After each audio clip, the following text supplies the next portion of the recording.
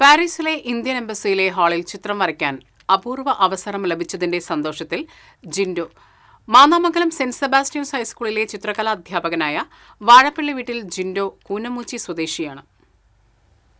കലാകാരനും ബനാറസ് ഹിന്ദു യൂണിവേഴ്സിറ്റിയിലെ ചിത്രകലാ വിഭാഗം പ്രൊഫസറുമായ പാലക്കാട് വെള്ളിനേഴി സ്വദേശി സുരേഷ് കെ നായരുടെ സഹായിയായാണ് ജിൻഡോ പാരീസിലെത്തിയത്. 33 അടി നീളത്തിലും 10 അടി വീതിയിലും ഗോൾഡ് പോയിന്റ് ഉപയോഗിച്ചാണ് ഇന്ത്യൻ നൃത്തരൂപങ്ങളുടെ ചിത്രങ്ങൾ വരച്ചിരിക്കുന്നത്. കഥകളി, തെയ്യം, പാവക്കൂത്ത്, കഥക് തുടങ്ങിയ ചിത്രങ്ങളാണ് കേരള മ്യൂറൽ എലമെന്റ്സ് ഉപയോഗിച്ച് ആവിഷ്കരിച്ചത്. ഇന്ത്യൻ എംബസിക്ക് വേണ്ടി പാരീസിൽ ചിത്രം വരയ്ക്കാൻ സാധിച്ചത് ജീവിതത്തിൽ ഒരിക്കലും മറക്കാൻ കഴിയാത്ത കാര്യമാണെന്ന് ജിൻഡോ പറഞ്ഞു. എൻ്റെ ജീവിതത്തിലെ ഏറ്റവും ടേണിംഗ് പോയിന്റ് അല്ലെങ്കിൽ എൻ്റെ അധ്യാപകൻ്റെ ഒപ്പം പാരീസിലെ ഇന്ത്യൻ എംബസിയുടെ വിവേകാനന്ദ ഹാൾ വർക്ക് ചെയ്യാനായിട്ടൊരു അവസരം എനിക്ക് കിട്ടി.